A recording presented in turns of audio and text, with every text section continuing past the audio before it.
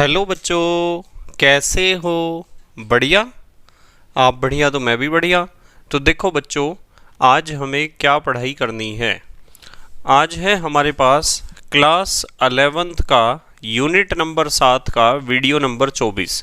तो बेटे ये 7वीं यूनिट का 24वां वीडियो है और इससे पहले 23 वीडियो आपको प्लेलिस्ट में भी मिल जाएंगे, नीचे डिस्क्रिप्शन में भी मिल जाएंगे और कुछ समय बाद आई बटन में भी लिंक आ जाएगा, जहां आप यूनिट नंबर 7 को पूरा पढ़ सकते हो, समझ सकते हो और अपने सुंदर से नोट्स बना सकते हो, जो एग्ज़ाम में आपकी बहुत ज़्यादा हेल्प करेंगे। इसी के साथ साथ आपको नीचे डिस्क्रिप्शन में PDF नोट्स का लिंक भी मिल जाएगा और आप PDF नोट्स के लिए टेलीग्राम पर भी सर्च कर सकते हो KMD सहारनपुर। तो देखते हैं आज का हमारा टारगेट क्या है। आज बेटे हमें पढ़ना है अम्लों की प्रबलता, या फिर आप कह सकते हो स्ट्रेंथ ऑफ एसिड। यदि आपके पास 2, 3 या 4 अम्ल हैं तो आप कैसे पता लगाओगे कि इनमें से कौन सा प्रबल अम्ल है और कौन सा दुर्बल अम्ल है, या इन चारों अम्लों की प्रबलताओं का बढ़ता हुआ क्रम क्या है। आप कैसे पता लगाओगे, थोड़ी सी बात इसके बारे में करनी है, क्योंकि एग्ज़ाम में कभी कभार ऐसा क्वेश्चन आ जाता है। ठीक है, तो सबको तैयार रहना है। हमारे पास है अम्लों की प्रबलता। तो आप हेडिंग लिख लो, अपनी कॉपी में हेडिंग लिख लो अम्लों की प्रबलता। और अम्लों की प्रबलता में आपको एक चीज़ ध्यान रखनी है। लिख लिया ना सबने हेडिंग? आपको क्या ध्यान रखना है कि ये जो अम्लों की प्रबलता होती है ना, कोई भी अम्ल है आपके पास और आपको उसकी प्रबलता देखनी है, तो अम्लों की प्रबलता निर्भर करती है कि कोई भी अम्ल कितने H पॉजिटिव आयन या कितनी सरलता से, H पॉजिटिव आयन कह दो या प्रोटॉन कह दो, त्यागता है। ठीक है, तो यहाँ अनुक्रमानुपाती का निशान लगाया है और यहाँ हम लिखते हैं H पॉजिटिव या प्रोटॉन, H पॉजिटिव या प्रोटॉन त्यागने की क्षमता, त्यागने की क्षमता। तो कोई भी आपके पास यदि अम्ल है, वो अम्ल प्रोटॉन त्यागने की जितनी ज़्यादा क्षमता रखता है या H पॉजिटिव आयन त्यागने की जितनी ज़्यादा क्षमता रखता है, उस अम्ल की प्रबलता उतनी ही ज़्यादा होगी। ठीक है, तो यहाँ हमने लिखा है अम्लों की प्रबलता यदि आपको देखनी है तो ये अनुक्रमानुपाती होती है H पॉजिटिव या प्रोटॉन त्यागने की क्षमता के। अब H पॉजिटिव या प्रोटॉन कब मिलेंगे ज़्यादा किसी भी अम्ल से? देखो, मान लो हमारे पास एक अम्ल है HA। ये अम्ल कैसे टूटता है? ऐसे टूटता है H positive plus A negative. तो हमें कब मिलेंगे ज़्यादा H पॉजिटिव या प्रोटॉन? जब ये ज़्यादा आयनों में टूटेगा। और ज़्यादा आयनों में कब टूटेगा? जब इसके आयनन की मात्रा या वियोजन की मात्रा ज़्यादा होगी। तो हमने यहाँ लिखा है कि अम्लों की प्रबलता अनुक्रमानुपाती होती है प्रोटॉन त्यागने की क्षमता के। ठीक है, और ये अनुक्रमानुपाती होता है, प्रोटॉन त्यागने की क्षमता अनुक्रमानुपाती होता है आयनन की मात्रा के, आयनन की मात्रा, या फिर आप इसे वियोजन की मात्रा भी कह सकते हो। या तो आयनन की मात्रा कहो या वियोजन की मात्रा, और इसे हम प्रदर्शित करते हैं अल्फा से। किससे प्रदर्शित करते हैं? अल्फा से। अब देखो एक बात बताता हूँ, मान लो आप इस रिएक्शन के लिए आयनन स्थिरांक या वियोजन स्थिरांक निकालते हो, तो इसका आयनन स्थिरांक Ka लिखता हूँ, A माने एसिड। तो concentration of H positive into concentration of A negative upon concentration of HA, ऐसे ही तो निकलेगा। तो यहाँ से आपको एक बात पता चलेगी कि ये जो वियोजन स्थिरांक है और प्रोटॉनों की सांद्रता है, ये एक दूसरे के आमने सामने हैं, यानी अनुक्रमानुपाती हैं। कैसे हैं? अनुक्रमानुपाती। तो इसका मतलब हमें पता चला कि आयनन की मात्रा ज़्यादा है, तो इसका मतलब ये जो आयनन स्थिरांक या वियोजन स्थिरांक है, इसका मान भी ज़्यादा होगा। तो हम लिख सकते हैं कि ये अनुक्रमानुपाती होता है वियोजन स्थिरांक के। वियोजन स्थिरांक कह दो या आयनन स्थिरांक कह दो, वियोजन स्थिरांक। तो ये वियोजन स्थिरांक के अनुक्रमानुपाती होता है। तो ये चीजें आपको ध्यान रखनी है। वियोजन स्थिरांक को अम्ल के लिए किससे प्रदर्शित करते हैं? Ka से। तो मतलब क्या समझ में आया? हमारे समझ में ये आया कि मान लो आपके पास कोई भी अम्ल है और आपको उस अम्ल की प्रबलता देखनी है। तो अम्ल की प्रबलता देखने के लिए आप यूं देखो कि वो प्रोटॉन त्यागने की क्षमता कितनी रखता है। यदि वो ज़्यादा प्रोटॉन त्यागने की क्षमता रखता है तो वो प्रबल अम्ल है, यानी उसकी प्रबलता ज़्यादा है। और यदि उसमें प्रोटॉन त्यागने की क्षमता कम है तो वो दुर्बल अम्ल है या फिर उसकी प्रबलता कम है, ऐसे भी कह सकते हो आप। और प्रोटॉन त्यागने की क्षमता किस पर निर्भर करती है? आयनन की मात्रा पर। आयनन की मात्रा ज़्यादा है तो इसका मतलब वो ज़्यादा प्रोटॉन त्याग रहा होगा। और आयनन या वियोजन की मात्रा अल्फा का मान ज़्यादा है तो ज़्यादा प्रोटॉन त्याग रहा होगा, तो वो प्रबल अम्ल होगा, उसकी प्रबलता ज़्यादा होगी। और आयनन या वियोजन की मात्रा अल्फा निर्भर करती है वियोजन स्थिरांक Ka पर। यदि किसी अम्ल का वियोजन स्थिरांक ज़्यादा है तो इसका मतलब उसके लिए वियोजन की मात्रा भी ज़्यादा होगी या आयनन की मात्रा भी ज़्यादा होगी। और आयनन की मात्रा ज़्यादा है तो साफ बात है कि उसमें प्रोटॉन त्यागने की क्षमता भी ज़्यादा होगी। और प्रोटॉन त्यागने की क्षमता ज़्यादा है तो उस अम्ल की प्रबलता भी ज़्यादा होगी। तो आपको 3 तरीके से यहाँ क्वेश्चन दिया जा सकता है। कौन से 3 तरीके से? देखो, वे आपको 2 अम्ल देंगे और दोनों अम्लों में बताएंगे कि एक अम्ल के प्रोटॉन त्यागने की क्षमता इतनी है और दूसरे के अंदर प्रोटॉन त्यागने की क्षमता इतनी है। तो बताओ दोनों में से कौन सा प्रबल अम्ल है? तो आप कहोगे कि जिसमें प्रोटॉन त्यागने की क्षमता ज़्यादा है वो ही प्रबल अम्ल होगा। क्लियर बात? वे क्वेश्चन ऐसे भी पूछ सकते हैं कि 2 अम्ल दे दिए और उनके आयनन की मात्रा दे दी अल्फा, तो आप दोनों अम्लों के आयनन की मात्रा अल्फा की तुलना करोगे। जिसके लिए, यानी जिस अम्ल के लिए अल्फा का मान ज़्यादा होगा, आयनन की मात्रा का मान ज़्यादा होगा, वो दोनों में से प्रबल अम्ल माना जाएगा। ठीक है, ध्यान रखोगे। तीसरी तरह का क्वेश्चन, आयनन की मात्रा ना देके में वियोजन स्थिरांक Ka का मान दे देंगे कि एक अम्ल है, पहले अम्ल के लिए वियोजन स्थिरांक या आयनन स्थिरांक Ka का मान इतना है और दूसरे अम्ल के लिए वियोजन स्थिरांक या आयनन स्थिरांक का मान इतना है। तो जब दोनों के लिए Ka का मान दे दिया और आपसे पूछ लिया कि बताओ दोनों में से प्रबल अम्ल कौन सा है, तो आपको क्या करना है? दोनों के Ka के मान की तुलना करनी है। जिसका वियोजन स्थिरांक ज़्यादा होगा वो ही प्रबल अम्ल होगा। समझ में आ रही ना बात? तो ये तीनों तरीके से आपको क्वेश्चन सॉल्व करना आना चाहिए। अब मैं आपको कुछ एग्जाम्पल देता हूँ। यहाँ लिख लेते हैं, एक हेडिंग लिख लेते हैं नोट, और नोट में लिखते हैं कुछ अम्लों की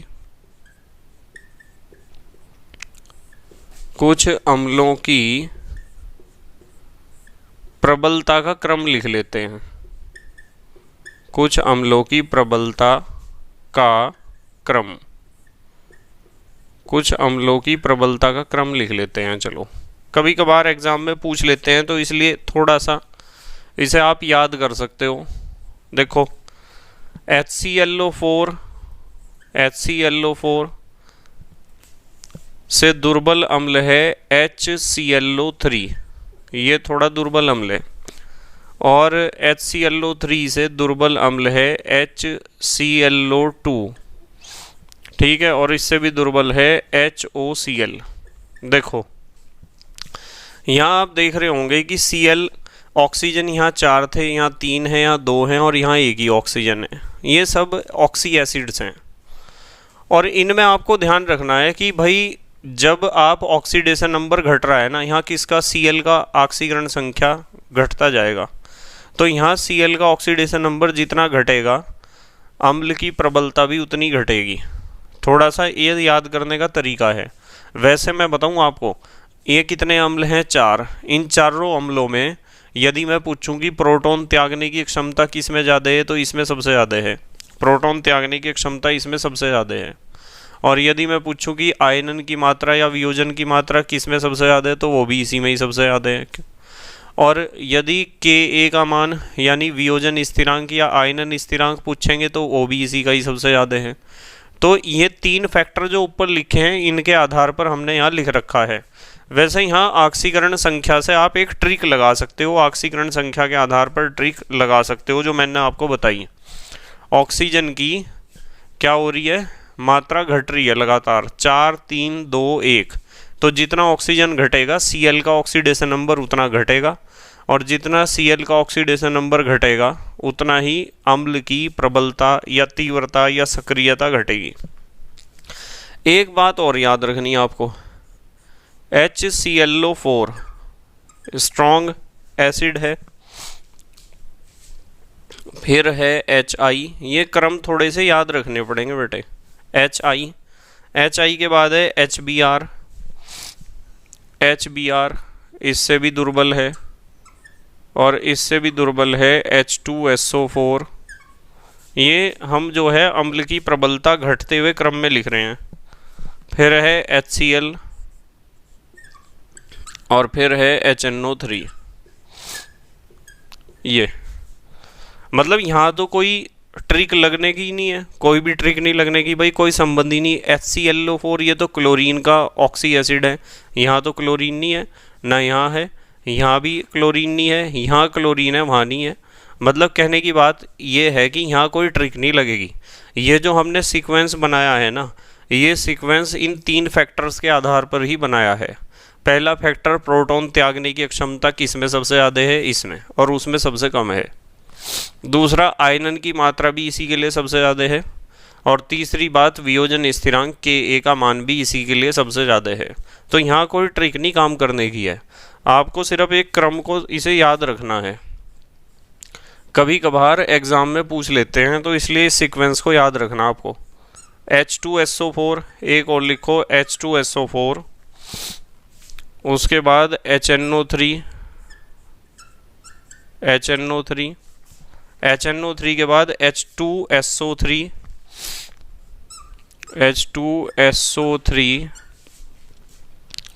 फिर H2PO4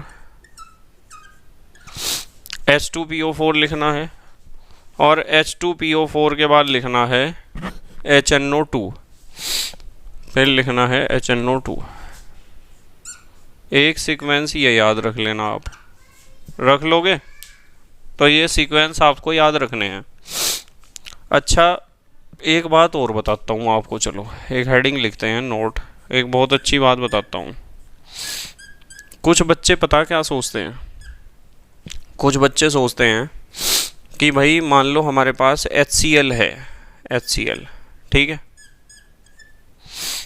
HCl क्या है, एक प्रबल अम्ल है, मैंने लिख दिया प्रबल अम्ल। HCl है एक प्रबल अम्ल। जबकि यदि मैं H3PO4 की बात करूं, H3PO4 इस HCl के मुकाबले एक दुर्बल अम्ल है। क्या है, दुर्बल अम्ल।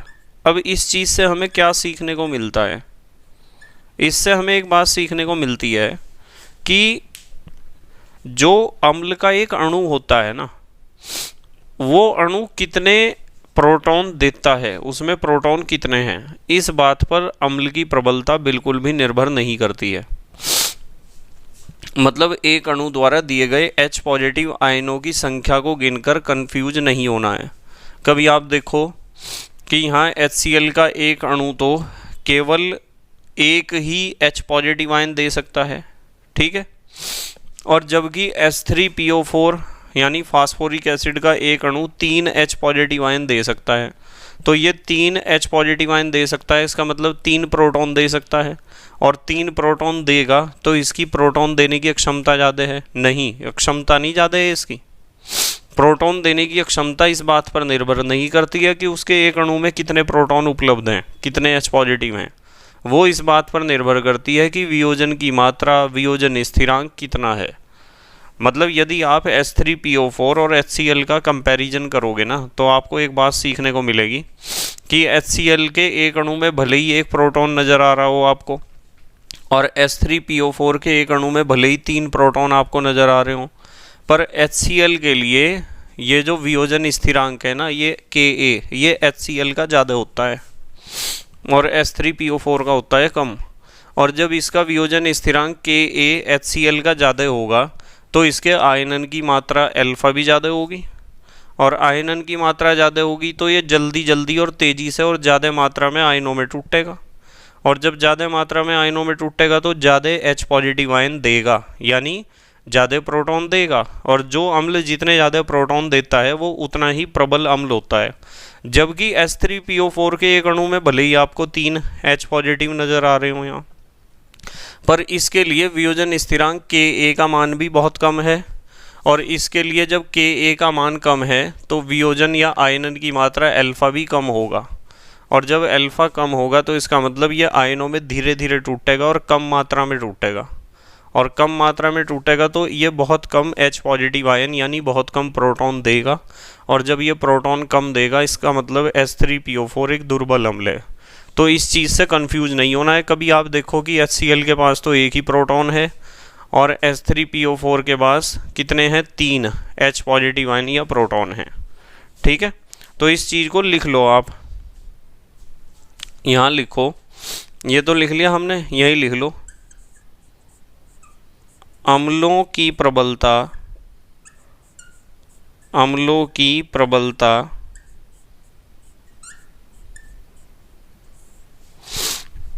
इस बात पर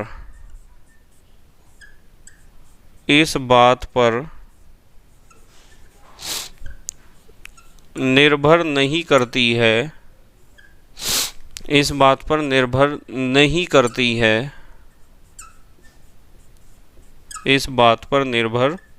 नहीं करती है, कि उसके एक अणु द्वारा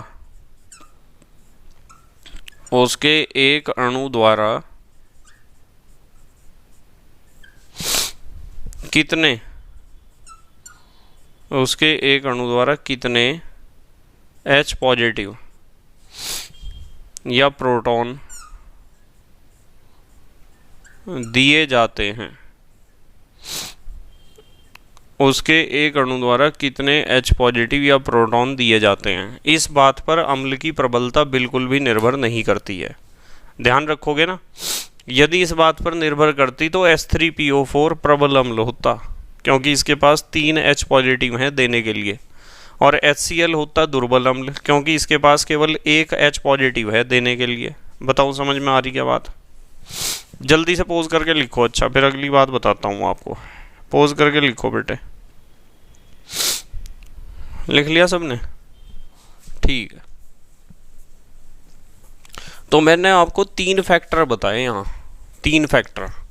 पहला तो बताया कि कोई भी अम्ल जितना H पॉजिटिव आयन त्यागने की क्षमता रखता है वो उतना ही प्रबल अम्ल होगा, यानी अम्ल की प्रबलता अनुक्रमानुपाती होती है उस अम्ल द्वारा H पॉजिटिव आयन या प्रोटॉन त्यागने की क्षमता के। दूसरी बात बताई कि किसी अम्ल के वियोजन की मात्रा या आयनन की मात्रा अल्फा का मान जितना ज़्यादा होगा वो उतना ही ज़्यादा प्रबल अम्ल होगा। दूसरा फैक्टर ये बताया। और तीसरा फैक्टर मैंने बताया कि किसी भी अम्ल के लिए वियोजन स्थिरांक या आयनन स्थिरांक कह दो Ka का मान जितना अधिक होगा वो उतना ही प्रबल अम्ल होगा, यानी उसकी प्रबलता उतनी ही ज़्यादा होगी। तो किसी भी अम्ल की प्रबलता इन 3 कारकों पर मुख्य रूप से निर्भर करती है। कारक तो इसके अलावा भी हैं, मैं बताऊंगा अभी आपको एक कारक और, पर इन 3 को तो ध्यान रखना है ना। मतलब आपको पता चल गया कि अम्ल की जो प्रबलता है वो अम्ल की प्रबलता निर्भर करती है H पॉजिटिव आयन त्यागने की क्षमता पर, कि कितने H पॉजिटिव आयन त्यागता है। अम्ल की प्रबलता निर्भर करती है अल्फा पर, कि उस अम्ल की वियोजन की मात्रा कितनी है या आयनन की मात्रा कितनी है। अल्फा का मतलब होता है वियोजन की मात्रा या आयनन की मात्रा, और ये अनुक्रमानुपाती है। प्रबलता की बात कर रहे हैं हम। प्रबलता अनुक्रमानुपाती होती है के ए, वियोजन स्थिरांक या आयनन स्थिरांक के। तो ये तीन बातें आपको ध्यान रखनी है, ठीक है। चलो खैर अगली बात कर रहे हैं। अब थोड़ी सी बात और सिखाता हूँ आपको अम्ल की प्रबलता के बारे में। मान लो मैं कहूँ कि आपके पास दो अम्ल हैं, अभी वैसे मैंने समझा दिया, हेडिंग लिख लो आप, अम्लों की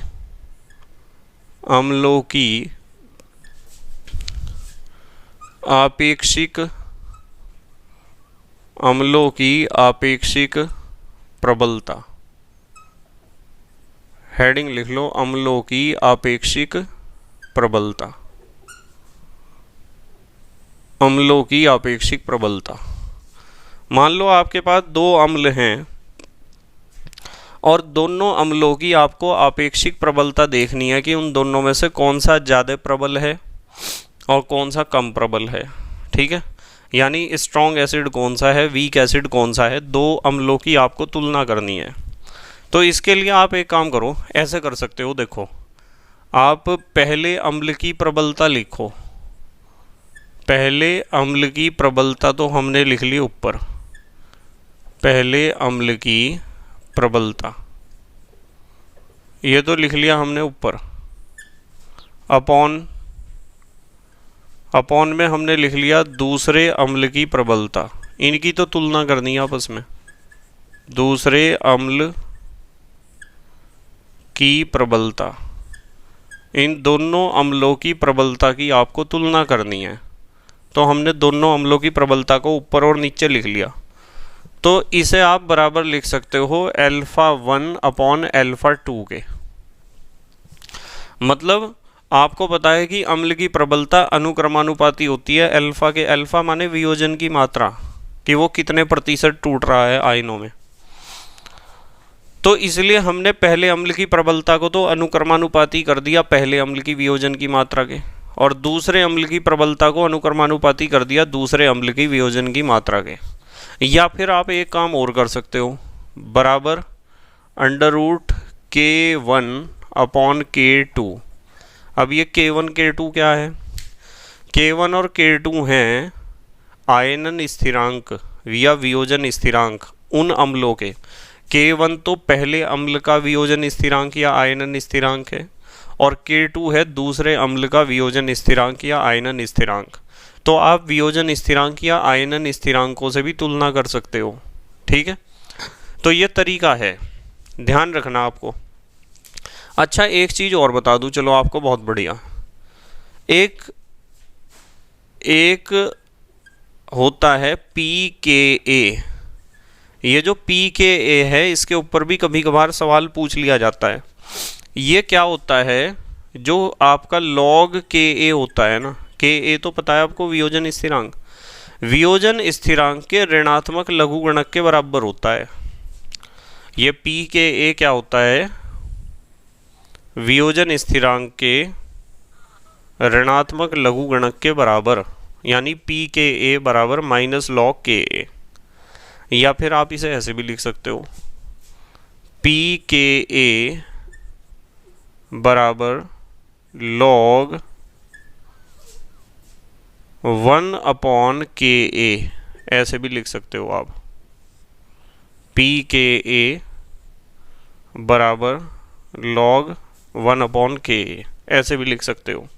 तो इससे एक बात पता चलती है हमें, इससे ये बात पता चलती है कि pKa Ka के व्युत्क्रमानुपाती है, दोनों एक दूसरे के उल्टे हैं। और हमें पता है कि यदि हमें पता है कि जो प्रबलता होती है ना, किसी भी अम्ल की प्रबलता, इसे ना लिखना, इसे समझाने के लिए लिख रहा हूँ मैं।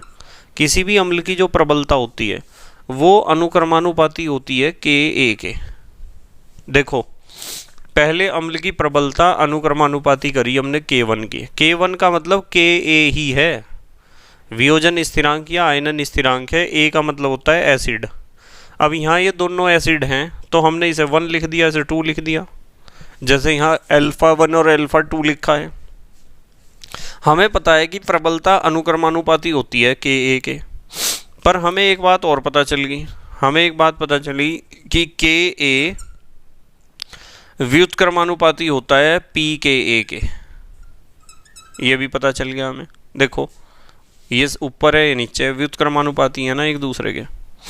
तो इसका मतलब ये है कि यदि आपके पास कोई अम्ल है और उसका pKa ज़्यादा है, मान लो दो अम्ल हैं, दोनों में से एक अम्ल का pKa दे दिया, दूसरे का दे दिया, तो जिसका pKa कम होगा, जिसका pKa कम होगा उसका Ka ज़्यादा होगा, और जिसका Ka ज़्यादा होगा वो प्रबल अम्ल होगा, उसकी प्रबलता भी ज़्यादा होगी। ठीक है, तो ये तीन तरह से आपसे क्वेश्चन पूछ सकते हैं। देखो कौन से तीन तरीके से। हाँ, यहाँ आपको कहेंगे कि मान लो हमारे पास एक अम्ल है A और एक अम्ल है B, और दोनों के लिए अल्फ़ा का मान ये देंगे। सवाल एक तो ये है, मान लो इसके लिए अल्फ़ा का मान है 60% में दे रहा हूँ, चलो मैं 60% है, इसके लिए अल्फ़ा का मान है 40%। ठीक है, मान लो ये सवाल आ गया कि दो अम्ल हैं A और B, एक के वियोजन का प्रतिशतता है 60%, एक की 40%, यानी ये ज़्यादा मात्रा में आयनों में टूटता है, कम मात्रा में। तो बताओ दोनों में से प्रबल अम्ल कौन सा होगा? तो प्रबल अम्ल वो होगा जो ज़्यादा, जिसके लिए अल्फ़ा का मान ज़्यादा होगा, और अल्फ़ा का मान ज़्यादा तो वो ज़्यादा आयनों में टूटेगा। 60% टूट रहा है तो 40% ही टूट रहा।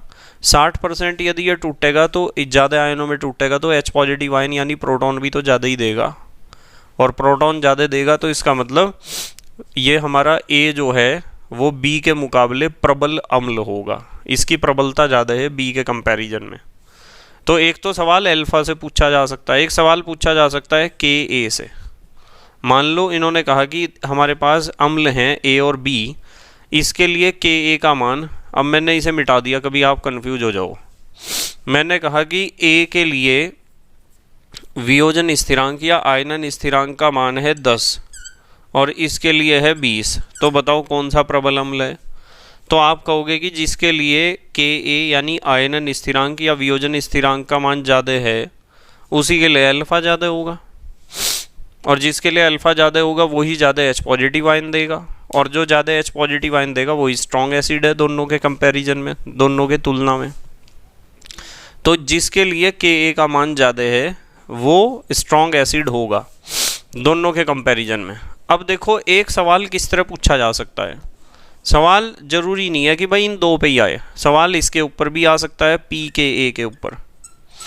यदि उन्होंने दे दिया pKa का मान इसका 2 है और इसका है 1.5, pKa का मान दे दिया, तो आप अब यूँ देखोगे कि किसके लिए कम है।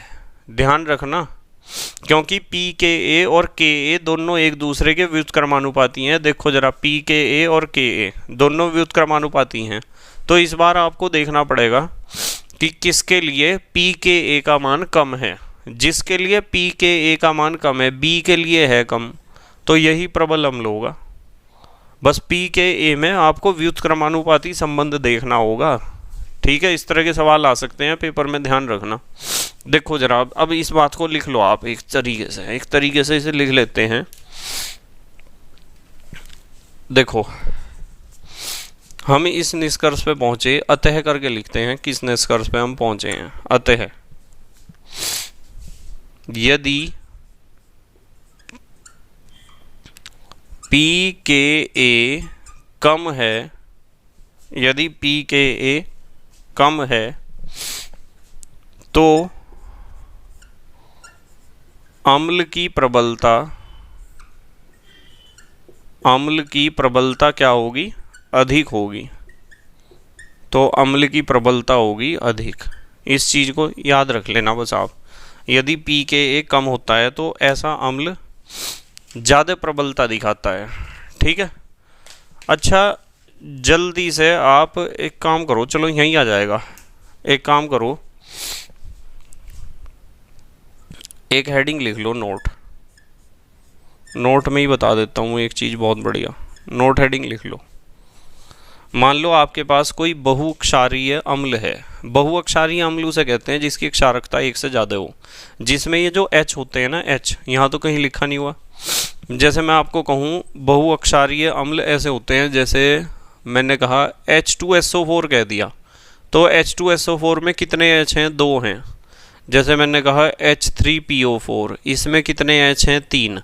तो ये जो इस तरह के अम्ल होते हैं ना, जिसमें H पॉजिटिव आयन या प्रोटॉनों की संख्या 1 से ज़्यादा हो, उन्हें कहते हैं बहुअक्षारीय अम्ल। यहाँ लिख देता हूँ मैं, चलो।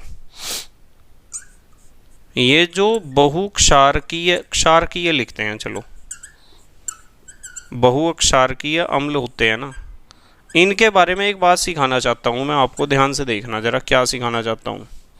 मान लो मेरे पास एक बहुअक्षारकीय अम्ल है, जैसे मेरे पास H3PO4 है, तो ये H3PO4 कैसे टूटेगा? H3PO4 ऐसे टूटेगा, H positive plus H2PO4 negative. अब यहाँ जो वियोजन स्थिरांक है या आयनन स्थिरांक है, उसे K1 कह दिया मैंने। अब ये आगे भी तो टूट सकता है, कैसे? कोमा लगा के। यहाँ क्या बचा? H2PO4। ये जो H2PO4 नेगेटिव है, ये भी टूट सकता है, कैसे? H positive plus HPO4 double negative, और इसके लिए वियोजन स्थिरांक या आयनन स्थिरांक K2 कह दिया। अब आपके पास क्या बचा? HPO4 नेगेटिव बचा, तो यहाँ लिखता हूँ HPO4 नेगेटिव। ये भी तो टूट सकता है। ये कैसे टूट सकता है? H पॉजिटिव, डबल नेगेटिव आएगा यहाँ, देखो डबल नेगेटिव था ना, H positive plus PO4 triple negative.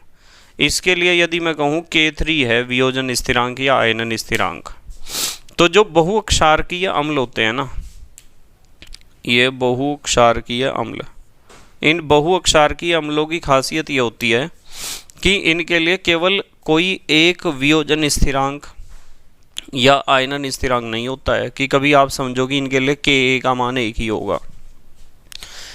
3 थे इसके पास H पॉजिटिव, तो कितने स्टेप में टूटा है? 3 में। तो इसके लिए Ka के मान 3 तरह के हैं। देखो, इसके वियोजन स्थिरांक हर एक स्टेप का अलग अलग है।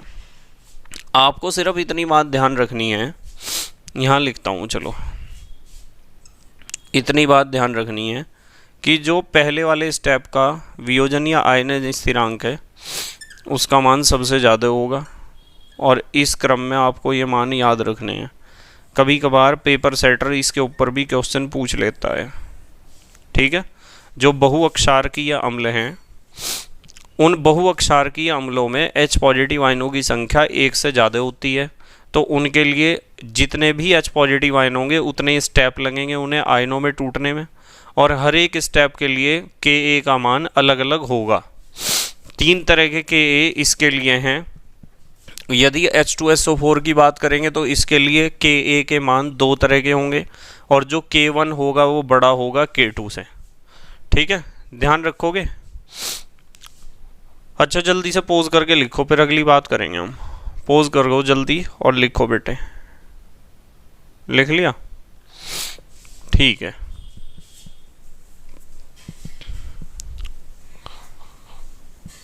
तो हमारे पास क्वेश्चन जो आएगा ना, बहुत सिंपल सा क्वेश्चन आएगा, बहुत ही सिंपल क्वेश्चन। ऐसा आएगा कि वे अम्ल देंगे, और अम्ल के लिए या तो देंगे मैं आपको H पॉजिटिव आयन रिलीज़ करने की क्षमता, यानी प्रोटॉन रिलीज़ करने की क्षमता, या फिर में देंगे अल्फ़ा का मान दोनों के लिए, दोनों अम्लों के लिए, और या फिर में देंगे अल्फ़ा का मान नहीं दे रहे तो Ka का देंगे, और Ka का मान नहीं दे रहे तो pKa का देंगे। तो इन सभी मानों को अम्ल की प्रबलताओं की तुलना करने में किस प्रकार प्रयोग करना है, ये बात आपको समझ में आ जानी चाहिए, ठीक है। अच्छा, एक बात और बताता हूँ आपको, एक हेडिंग लिख लो, नोट, नोट हेडिंग लिख लो एक। नोट में एक बात बताता हूँ बहुत बढ़िया। मान लो आप किसी वर्ग में ऊपर से नीचे जाते हो, आवर्त सारणी के किसी वर्ग में, तो किसी वर्ग में जो अम्ल हैं, यहाँ लिखता हूँ अम्ल, अम्लो लिख दो, अम्लो, अम्लों की प्रबलता। यदि किसी वर्ग में आप अम्लों की प्रबलता की तुलना करना चाहते हो ऊपर से नीचे जाने पर, तो अम्लों की प्रबलता अनुक्रमानुपाती होती है HA बंध की लंबाई के, बंध लंबाई लिख दूं, HA बंध लंबाई के अनुक्रमानुपाती होती है। ऐसा पता क्यों होता है? देखो एक एग्जाम्पल से बताता हूँ आपको ऐसा क्यों होता है। एक एग्जाम्पल से सीखते हैं। मान लो मैं आपको कहूँ कि मेरे पास ग्रुप नंबर 17 है। चलो 17वें ग्रुप की बात करते हैं। 17वें ग्रुप में है F, हेलोजन ही तो कहते हो आप इन्हें, Cl Br I, ये हैं। और इनके सबके आप, ये तो सब A हैं, देखो A की जगह मैंने इन सबको लिख लिया। अब इनके साथ क्या जोड़ना, H, ये बन जाएगा HF HCl HBr HI। तो यदि कोई पूछता है कि इन चारों में सबसे ज़्यादा स्ट्रॉन्ग एसिड कौन सा होगा, तो स्ट्रॉन्ग एसिड वो होगा जो ज़्यादा से ज़्यादा H पॉजिटिव आयन छोड़ने का क्षमता रखेगा, कैपेसिटी रखेगा, टेंडेंसी रखेगा। कौन रखेगा ज़्यादा? जिसका ये वाला बॉन्ड जो है ना वो बड़ा होगा। अब मुझे यूँ बताओ, यदि आप वर्ग में ऊपर से नीचे आते हो तो ये जो परमाणु है इधर तो सारे H वाले ही हैं, इधर जो परमाणु हैं उनका साइज तो बढ़ रहा होगा। फ्लोरीन सबसे छोटा, क्लोरीन उससे बड़ा, ब्रोमीन उससे बड़ा, आयोडीन उससे बड़ा। जब आयोडीन का साइज सबसे बड़ा है तो हाइड्रोजन और आयोडीन के बीच जो ये बॉन्ड बन रहा है ये भी तो सबसे बड़ा होगा। और जो बॉन्ड जितना बड़ा होता है, यानी जिसकी लंबाई ज़्यादा होती है बॉन्ड की, वो उतना कमज़ोर होता है। इसलिए होता है कमज़ोर क्योंकि बॉन्ड बड़ा है, तो इसका मतलब दोनों परमाणु के जो कक्षक हैं उनके बीच अतिव्यापन बहुत कम हो रहा है। और यदि उनके बीच अतिव्यापन बहुत कम हो रहा है तो इसका मतलब साफ है कि वहाँ मजबूती उतनी ज़्यादा नहीं आ पाएगी उतनी मजबूती, क्योंकि इसके कक्षक और इसके कक्षकों के बीच अतिव्यापन कम है, इसलिए बॉन्ड लेंथ ज़्यादा है। तो इसका मतलब ये बॉन्ड सबसे कमज़ोर है, और सबसे कमज़ोर है तो सबसे ज़्यादा टूटने की इसके अंदर टेंडेंसी होगी, क्षमता टूटने की ज़्यादा होगी इसके अंदर। और जब ये ज़्यादा टूटेगा तो इसके लिए Ka का मान ज़्यादा होगा, और Ka का मान ज़्यादा होगा तो अल्फ़ा ज़्यादा होगा, और अल्फ़ा ज़्यादा होगा तो ज़्यादा H पॉजिटिव रिलीज़ करेगा, और ज़्यादा H पॉजिटिव रिलीज़ करेगा। इसका मतलब यही सबसे ज़्यादा स्ट्रॉन्ग एसिड है। क्लियर बात? और HF सबसे कमज़ोर एसिड है, यानी दुर्बल अम्ल है इन चारों के कंपैरिजन में। तो आप एग्जाम्पल में लिख सकते हो इस बात को, आप लिख सकते हो कि HF जो है वो वीकेस्ट एसिड है हेलोजन एसिड्स में, और HF के बाद फिर है HCl इससे स्ट्रॉन्ग है, देखो HCl। और HCl से भी ज़्यादा स्ट्रॉन्ग कौन है? HBr। और HBr से भी ज़्यादा स्ट्रॉन्ग कौन है? HI।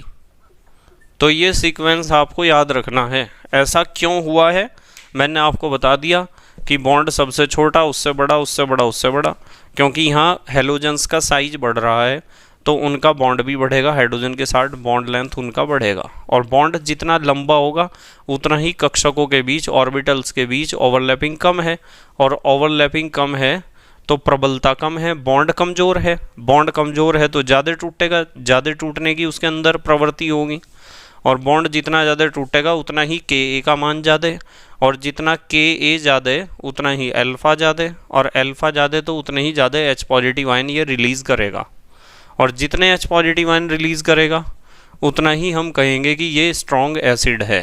ठीक है, क्लियर होगी बात? तो इन सब में सबसे ज़्यादा स्ट्रॉन्ग एसिड क्या है, कौन सा है? HI। अब यहाँ कुछ बच्चे सोच रहे होंगे कि सर आपने दो दो निशान क्यों लगाए? ये दो दो निशान इसलिए लगाए क्योंकि इन दोनों अम्लों की प्रबलताओं में बहुत ज़्यादा डिफरेंस है। मतलब HF की प्रबलता HCl से बहुत कम है, इसकी प्रबलता कम है, इसकी कुछ ज़्यादा ही बढ़ गई, और इससे कुछ ज़्यादा ही बढ़ गई। यानी दो अम्लों की क्रमागत जो ये दो अम्ल हैं इनकी प्रबलताओं में डिफरेंस बहुत ज़्यादा है, इसलिए दो दो निशान लगाए हमने।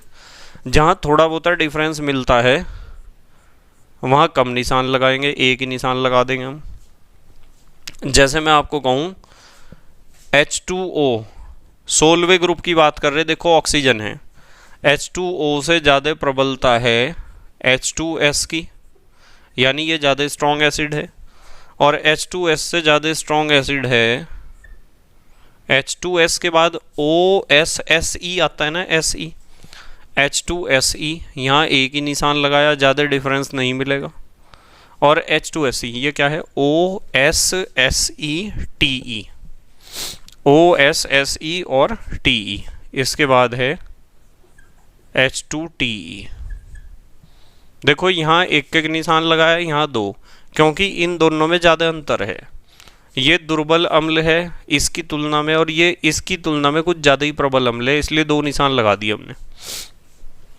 ग्रुप नंबर 16 में जाओगे ना आप, जैसे 17 में आप जब जाते हो तो FCl था, ये था ना, और हमने इनके एसिड बना दिए थे HF, HCl, HBr, HI।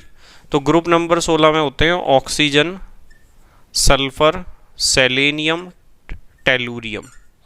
तो इसमें पता है ना आपको, इसकी संयोजकता 2 है, तो 2 H जुड़ेंगे इसके साथ। 2 संयोजकता क्यों होती है ये पता है ना आपको, इसलिए होती है क्योंकि 16वें वर्ग के जितने भी तत्व हैं उनकी बाहरी कक्षा में 6 इलेक्ट्रॉन पाए जाते हैं, और जब बाहरी कक्षा में 6 इलेक्ट्रॉन हैं तो 8 करने के लिए 2 ही तो इलेक्ट्रॉन की ज़रूरत पड़ेगी, और 2 इलेक्ट्रॉन यदि वे लेंगे तो उनकी संयोजकता 2 है। तो यहाँ आपको पता है कि हाइड्रोजन की संयोजकता तो होती है 1, और इन सब की संयोजकता होती है 2। और 9th क्लास में आपने पढ़ा था कि संयोजकताएं सूत्र बनाते समय क्रॉस हो जाती हैं, इसकी संयोजकता तो इधर लिखी जाती है, इसकी इधर। 1 को तो लिखने की कोई ज़रूरत ही नहीं होती है। अब यदि यहाँ बात करो हाइड्रोजन पहले वर्ग का, बाहरी कक्षा में 1 इलेक्ट्रॉन, संयोजकता 1। फ्लोरीन 17वें वर्ग का है, बाहरी कक्षा में 7 इलेक्ट्रॉन है, तो 8 करने के लिए 1 लेगा, तो इसकी संयोजकता भी 1 है। तो यहाँ और यहाँ 1 1 लिखना, 1 और 1 लिखने की तो कोई आवश्यकता होती ही नहीं, ठीक है। ये चीज़ पता होनी चाहिए आपको। संयोजकता यदि आपको पता है कोई भी वर्ग, कोई भी तत्व कौन से वर्ग में है, तो वर्ग में है तो आपको बाहरी कक्षा में इलेक्ट्रॉन पता चल जाएंगे यदि वर्ग पता चल गया, और बाहरी कक्षा को में इलेक्ट्रॉन पता चल गए तो संयोजकता पता चल गई, और संयोजकता पता चल गई तो आप उसका कोई भी अणु बना सकते हो या कोई भी यौगिक बना सकते हो यदि आपको संयोजकता पता है। अच्छा, एक चीज़ और सीख लो आप, एक चीज़ और सीख लो, नोट लिख लो। वर्ग में तो आप प्रबलता निकाल दोगे इस तरीके से। किसी आवर्त में यदि प्रबलता निकालनी हो, किसी आवर्त में प्रबलता यदि आपको निकालनी हो, मान लो कोई आवर्त है, उस आवर्त में आपको प्रबलता निकालनी है, तो यहाँ अनुक्रमानुपाती होगा HA बंध की ध्रुवणता के, बंध ध्रुवणता यानी पोलैरिटी कितनी है, वो बंध कितना ध्रुवीय है, इसके अनुक्रमानुपाती होगा। जैसे मैं एक एग्जांपल देता हूँ आपको, यदि आप आवर्त में बाएं से दाएं जाओगे तो मैंने एक अम्ल लिखा CH4, एक लिखा NH3, ये मैं सारे अम्ल लिख रहा, एक लिखा H2O और एक लिखा HF, ये लिख दिए। एक ही आवर्त के हैं ये सारे, ठीक है। तो जब आप इस आवर्त में चलोगे ना बाएं से दाएं, तो आपको पता है कार्बन और हाइड्रोजन की तुलना हो रही है, नाइट्रोजन हाइड्रोजन की, ऑक्सीजन हाइड्रोजन की, और फ्लोरीन हाइड्रोजन की। तो ज़्यादा पोलर बॉन्ड, यहाँ बॉन्ड किस किस के बीच है, देखो हाइड्रोजन और कार्बन के बीच है, यहाँ बॉन्ड, चारों बॉन्ड, यहाँ हाइड्रोजन और नाइट्रोजन के बीच है, यहाँ हाइड्रोजन और ऑक्सीजन के बीच है, यहाँ हाइड्रोजन और फ्लोरीन के बीच है। अब मैं कहूँ कि इधर तो हाइड्रोजन ही है भाई, हर जगह हाइड्रोजन है, इधर जो है वो तो बदल रहा ना, विद्युत ऋणात्मकता कार्बन की सबसे कम है, और कार्बन की विद्युत ऋणात्मकता इसमें कह रहा कार्बन से ज़्यादा नाइट्रोजन की है, नाइट्रोजन से ज़्यादा ऑक्सीजन की है, ऑक्सीजन से ज़्यादा फ्लोरीन की है। और यदि विद्युत ऋणात्मकता कार्बन की कम है तो ये इलेक्ट्रॉन का जोड़ा जो है ना वो बहुत कम सरकेगा कार्बन की तरफ, और यहाँ इलेक्ट्रॉन का जोड़ा नाइट्रोजन की तरफ ज़्यादा सरक जाएगा, क्योंकि नाइट्रोजन की विद्युत ऋणात्मकता कार्बन से तो ज़्यादा ही है। और यहाँ सह संयोजक बंध के इलेक्ट्रॉन का जोड़ा ऑक्सीजन की तरफ बहुत ज़्यादा सरक जाएगा और फ्लोरीन की तरफ तो बहुत ही ज़्यादा सरक जाएगा। तो जब ये जो बॉन्ड पेयर ऑफ इलेक्ट्रॉन है इसमें सबसे ज़्यादा जो सरक रहा है, bond pair of electron shifting हो रही है, वो फ्लोरीन की तरफ है। इसका मतलब ये वाला बंध सबसे ज़्यादा ध्रुवीय होगा, यानी ध्रुवणता यहाँ है सबसे ज़्यादा, और ध्रुवणता यहाँ ज़्यादा है तो इस बॉन्ड के टूटने की संभावना भी ज़्यादा है। ध्यान से समझ लो इस चीज़ को। यदि हम इनके कंपैरिजन की बात करें तो सबसे ज़्यादा चांसेस उस बॉन्ड के टूटने की है और सबसे ज़्यादा चांस हैं, तो इसका मतलब इसके लिए ही इन चारों का यदि कंपैरिजन करोगे, तुलना करोगे, तो इसके लिए ही Ka का मान सबसे ज़्यादा होगा और Ka सबसे ज़्यादा है तो अल्फ़ा सबसे ज़्यादा है, अल्फ़ा सबसे ज़्यादा है तो H पॉजिटिव आयन सबसे ज़्यादा रिलीज़ करेगा इन चारों की तुलना में। तो हम कहेंगे कि इन चारों में सबसे ज़्यादा ध्रुवणता कौन से बंध की है, हाइड्रोजन और फ्लोरीन वाले बंध की, और ध्रुवणता सबसे ज़्यादा है तो यही सबसे ज़्यादा स्ट्रॉन्ग एसिड है इनकी तुलना में। तो सबसे ज़्यादा स्ट्रॉन्ग एसिड ये होगा और ये होगा सबसे वीक। ठीक है, तो इस तरीके के क्वेश्चन आ सकते हैं पेपर में, ध्यान रखना है आपको। अब हमारे देश के प्यारे प्यारे बच्चे जल्दी से पोज करके लिखेंगे। लिख लिया बेटे? ठीक है, तो बेटे मुझे उम्मीद है कि आपके समझ में आया होगा कि अम्लों की प्रबलता की तुलना किस तरीके से आपको करनी है यदि एग्ज़ाम में क्वेश्चन आता है। इसी तरीके से मैं क्षारों की प्रबलता के बारे में भी डिस्कस करूँगा। ठीक है, बस मेहनत और ईमानदारी से पढ़ाई करते रहो और अपने हैंड रिटन नोट्स बनाते रहो। तो thank you very much for watching this video. Okay, bye.